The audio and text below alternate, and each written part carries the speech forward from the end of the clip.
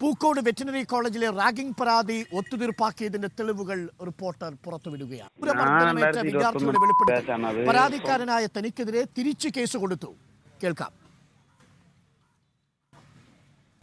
2021 ബാച്ചാണ് അത്. ഇപ്പം ഉണ്ടായിട്ട് കുറെ ആയി, 1.5 വർഷം ആവാറായി. അന്ന് ഞാൻ പെൺകുട്ടികളെ കൊണ്ടുപോയി അങ്ങനെ പ്രശ്നം ഉണ്ടാക്കിയതോ അത് ചോദ്യം ചെയ്യാൻ വന്നപ്പോഴത്തേക്ക് ഞാൻ അവരെ കൈവച്ചെന്നൊക്കെ പറഞ്ഞായിരുന്നു അന്ന് കേസ് മാറ്റിയത് ഇവര്.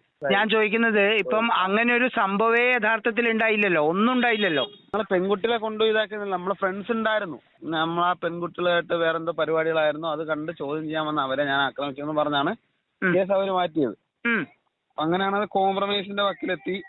അപ്പൊ ഈ പെൺകുട്ടികളും പേടിച്ചു പോയിട്ടുണ്ടാവും അല്ലേ? പിന്നെ അതുകൊണ്ടാണ് ഞാൻ അവരുടെ അടിച്ചോ, ഭീകരമായിട്ട് അടിച്ചോ? അന്ന് അടി നടന്നപ്പോഴത്തേക്ക് 3-4 പേരുണ്ടായിരുന്നു ആദ്യം. 2-3 പേരുമായിട്ട് അടിയായപ്പോഴത്തേക്ക് ഒരുത്തൻ ഫോൺ എടുത്തിട്ട് ഹോസ്റ്റൽ തൊട്ട് താഴെ തന്നെ ഹോസ്റ്റലാ ടാങ്കിന്റെ. അപ്പൊ അവിടുന്ന് ഒരു 10-20-25 പേരോളം കയറി വന്നു. ഈ നമ്മളെ വാട്ടർ ടാങ്കിന്റെ സിദ്ധാർത്ഥിനെ കൊണ്ടുപോയ വാട്ടർ ടാങ്കിന്റെ അവിടെ 10-25 പിള്ളേരോളം കയറി വന്നിട്ട് അടിയൊക്കെ നല്ല അടിയായിരുന്നു. അതിനുശേഷമാണ് കോളേജിൽ നിന്ന് വേറെ സീനിയർ സ്റ്റുഡൻസ് ഒക്കെ കയറി വന്നത് പറഞ്ഞു വിട്ടതും പിറ്റേ ദിവസമാണ് കേസ് കൊടുക്കുന്നത്, അതിന്റെ പുറകെ പോകുന്നതൊക്കെ. അപ്പൊ പിറ്റേ ദിവസം നിങ്ങള് ഒറ്റക്കാണോ കേസ് കൊടുത്തോ, എല്ലാവരും കൂടി ചേർന്ന് കേസ് കൊടുത്തോ? ഉണ്ടായവരെല്ലാവരും കൂടി ചേർന്ന്? ഞാൻ ഹോസ്പിറ്റലിൽ പോയിട്ടുണ്ടായിരുന്നു പിറ്റേ ദിവസം, വൈത്തിരി ഹോസ്പിറ്റലിൽ പോയി. അവിടെ ചെന്നപ്പോഴത്തേക്ക് ഇതേപോലെ പറഞ്ഞപ്പോഴത്തേക്ക് അവര് പറഞ്ഞു കേസാകണമെന്ന് പറഞ്ഞു. കേസാക്കിയാലേ ട്രീറ്റ്മെന്റ് എടുക്കാൻ പറ്റത്തുള്ളൂ എന്ന് പറഞ്ഞു. അപ്പൊ ട്രീറ്റ്മെന്റ് എടുക്കേണ്ട മുറിവൊക്കെ ഉണ്ടായോ? ഒന്ന് ട്രീറ്റ്മെന്റ് എടുക്കേണ്ട മുറിവുണ്ടായിരുന്നു. അവര് ആയുധങ്ങളൊക്കെ വെച്ച് അടിച്ചോ അല്ല കൈ കൊണ്ടോ? ആയുധം മറ്റേ ഇടിവളയൊക്കെ ഉണ്ടായിരുന്നു. ഇടിവള സാധനങ്ങളൊക്കെ ഉണ്ടായിരുന്നു. അത് ശരി. എന്നിട്ട് പോലീസ് പരാതി കൊടുത്ത് പോലീസ് നിങ്ങളെ അവരെയും കോംപ്രമൈസിന് വിളിപ്പിക്കുകയാണോ ഇത് കേസെടുക്കാതെ? വിളിപ്പിച്ച് അത് തന്നെ ഞാൻ പോയി കേസ് കൊടുത്ത അതിന്റെ പുറകെ ജസ്റ്റ് ആരോ കോളേജിൽ വിളിച്ച് അന്വേഷിച്ചു. ഇതേപോലെ അന്വേഷിച്ച് പിറ്റേ ദിവസം വിളിപ്പിക്കാൻ 10 മണിക്ക് വിളിപ്പിച്ച് അവരെയും വിളിപ്പിച്ചു.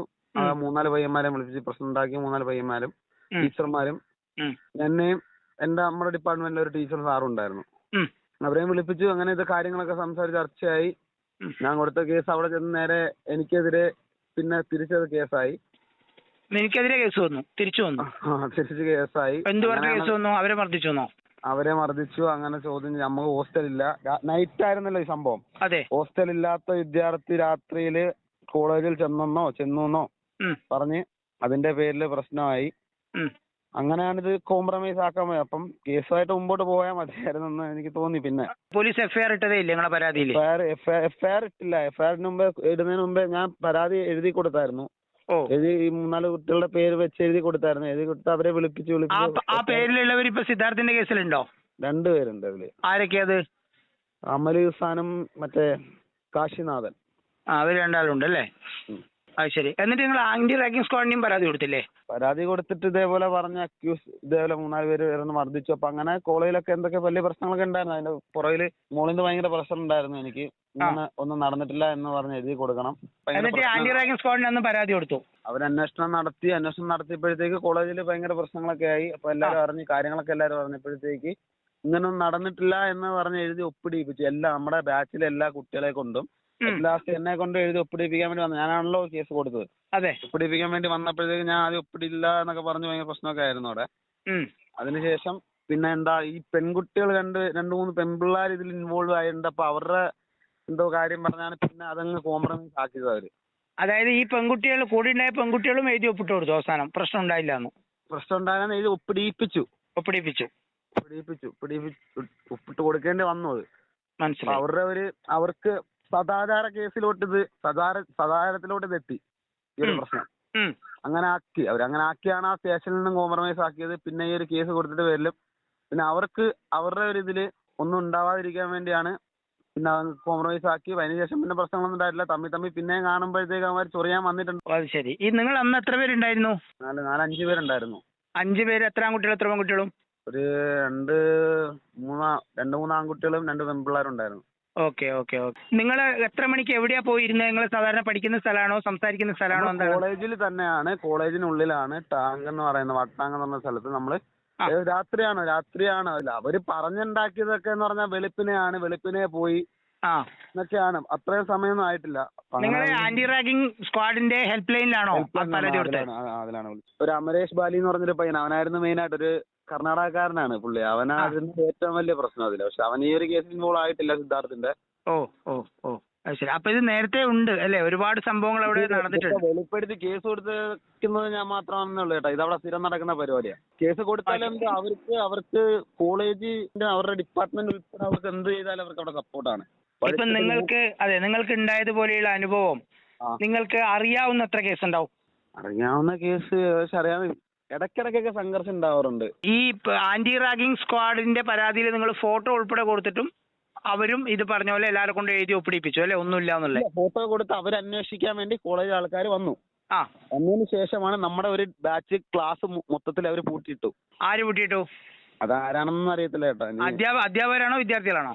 അധ്യാപകരായിരിക്കും, വിദ്യാർത്ഥികളൊന്നും. ശരി, എന്നിട്ട് പൂട്ടിയിട്ടിട്ട് ഞാനും വേറെ 2-3 കുട്ടികൾ ഒഴികെ ബാക്കി എല്ലാവരെ കൊണ്ടും ക്ലാസ്സിൽ ഉണ്ടായിരുന്ന എല്ലാ കുട്ടികളെ കൊണ്ടും ആ ഒരു പേപ്പറിൽ ഇങ്ങനെ ഒരു സംഭവം ഉണ്ടായിട്ടില്ല, ഈ ആന്റി റാഗിങ് എന്ന് പറഞ്ഞ ആരെ റാഗ് ചെയ്യപ്പെട്ടിട്ടില്ല എന്ന് പറഞ്ഞ് ഇത് പിടിപ്പിച്ചു.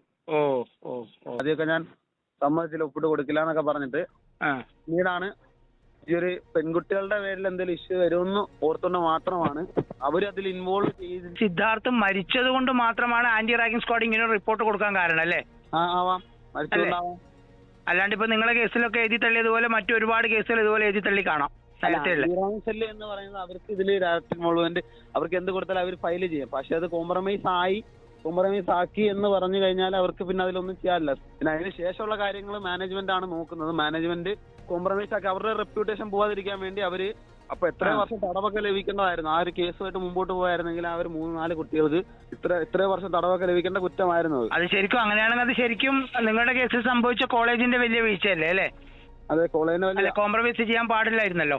കോംപ്രമൈസ് ചെയ്യാൻ പാടില്ലായിരുന്നു. ഞാനും കോംപ്രമൈസ് അവരാദ്യം ഇങ്ങനെ സംസാരിച്ച് ഇതേപോലെ ഭാവി പോവും അങ്ങനെ എങ്ങനെയാണ് കുറെ, അതായത് സമ്മർദ്ദത്തിന് വഴങ്ങിയിട്ടാണ് ചെയ്യേണ്ടി വന്നത് അല്ലേ? അതല്ലേ ചുരുക്കം? അതാണ്. ഇതിൽ എല്ലാ കേസിലും ഈ പെൺകുട്ടികളെ ഇൻവോൾവ് ആക്കുന്നവരെന്താ സംഭവം? അങ്ങനെ ഒരു സംഭവം കേട്ടല്ലോ ഇവിടെ. അവരുടെ മെയിൻ ഇത് എന്ന് പറഞ്ഞാൽ ഈ ഒരു കേസ് തള്ളി കളയാൻ വേണ്ടി അവർക്ക് ഒന്നെങ്കിൽ ഈ പെൺകുട്ടികളെ ഇൻവോൾവ് ചെയ്യിപ്പിക്കുക, അല്ലെങ്കിൽ ലഹരി എന്ന് പറയാം.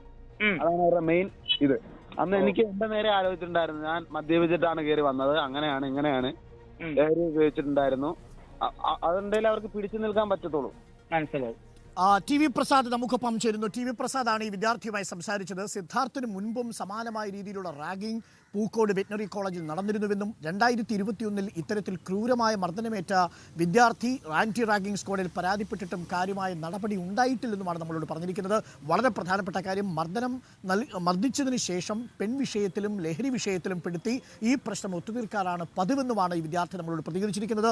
ടി വി പ്രസാദ്, വളരെ പ്രധാനപ്പെട്ട ഗുരുതരമായ വെളിപ്പെടുത്തലുകളാണ് ഈ വിദ്യാർത്ഥിയുടേത്. ഇതിൽ 2021 മർദ്ദിച്ചവരുടെ കൂട്ടത്തിൽ ഇപ്പോൾ സിദ്ധാർത്ഥനെ മർദ്ദിച്ച 2 പേർ കൂടി ഉണ്ടായിരുന്നു, കാശിനാഥനും അമലിസാനും എന്നുള്ളതും ഈ വെളിപ്പെടുത്തലിന്റെ ഗൗരവം വർദ്ധിപ്പിക്കുന്നതാണ്. എന്തൊക്കെയാണ് വിദ്യാർത്ഥി പറഞ്ഞത്? എത്രമാത്രം പ്രസക്തമാണ് സിദ്ധാർത്ഥന്റെ മരണം എത്തി നിൽക്കുന്ന ഈ ഘട്ടത്തിൽ ഈ വെളിപ്പെടുത്തൽ? അരുൺ പറഞ്ഞതുപോലെ ഏറെ പ്രധാനപ്പെട്ട വെളിപ്പെടുത്തൽ തന്നെയാണ് ഇന്നിപ്പോൾ നമ്മൾ പുറത്തുവിടുന്നത്. കാരണം പൂക്കോട് വെറ്റിനറി കോളേജിൽ സിദ്ധാർത്ഥിൻ്റെ മരണകാരണം എന്തായിരുന്നു എന്നതിലേക്ക് വെളിച്ചം വീഴ്ചുന്നത് കൂടിയാണ്. അതായത് സിദ്ധാർത്ഥിൻ്റേത് ഒറ്റപ്പെട്ട സംഭവമായിരുന്നില്ലെന്നും നേരത്തെ നിരവധി വിദ്യാർത്ഥികൾ ഇത്തരത്തിൽ പീഡനത്തിനും മർദ്ദനത്തിനും റാഗിങ്ങിനും ഇരയായിരുന്നു എന്ന വിവരങ്ങൾ നമ്മൾ പലതവണ പുറത്തു കൊണ്ടുവന്നതാണ്. പക്ഷേ യഥാർത്ഥത്തിൽ അവിടെ സംഭവിക്കുന്നത് ഒരു പരാതി ഉണ്ടായാൽ പോലും അതിൽ നടപടിയെടുക്കാതെ അതെങ്ങനെ കോംപ്രമൈസ് ചെയ്യണം എന്നത് കൃത്യമായി അറിയാവുന്ന ഒരു സംഘം പൂക്കോട് വെറ്റിനറി കോളേജിൽ ഉണ്ട് എന്നുള്ളതാണ്. അതിന് മാനേജ്മെൻറ്റിൻ്റെയും അധ്യാപകരുടെയും പൂർണ്ണ പിന്തുണയുണ്ട് എന്ന ഗുരുതരമായ വെളിപ്പെടുത്തലാണ് ഇന്നിപ്പോൾ പുറത്തു വരുന്നത്. ഒരുപക്ഷേ നേരത്തെ അരുൺ പറഞ്ഞതുപോലെ 2 പ്രതികൾ സിദ്ധാർത്ഥനെ മർദ്ദിച്ച കേസിൽ ഇന്ന് ജയിലിൽ കഴിയുന്ന 2 പ്രതികൾ ഈ കേസിലുമുണ്ട്. അതൊന്ന് കാശിനാഥനും ഒന്ന് അമൽ ഇഷാനുമാണ്. ഒരുപക്ഷേ 2022 നവംബർ മാസം കൊടുത്ത ഈ പരാതിയിൽ പോലീസ് അന്ന് കേസെടുത്തിരുന്നുവെങ്കിൽ, ആന്റി റാഗിംഗ് സ്ക്വാഡ് ശരിയായ നിലയിൽ അന്വേഷിച്ച് റിപ്പോർട്ട് നൽകിയിരുന്നുവെങ്കിൽ പൂക്കോട് വെറ്റിനറി കോളേജിൽ ഇത്തരം സംഭവങ്ങൾ ആവർത്തിക്കില്ലായിരുന്നു. ഒരുപക്ഷെ സിദ്ധാർത്ഥൻ്റെ മരണം പോലും ഉണ്ടാകില്ലായിരുന്നു.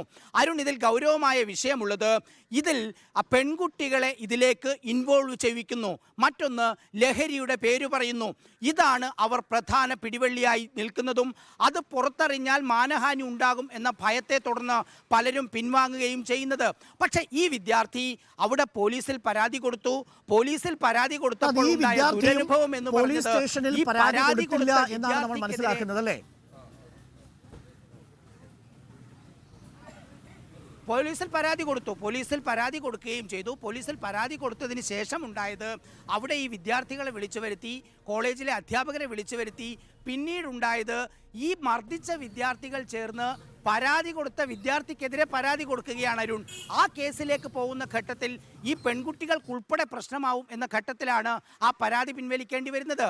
ആന്റി റാഗിംഗ് സ്ക്വാഡിന്റെ ഹെൽപ്പ് ലൈനിൽ പരാതി കൊടുത്തു. അവരുടെ നിർദ്ദേശപ്രകാരം കോളേജിൽ അന്വേഷണം തുടങ്ങി.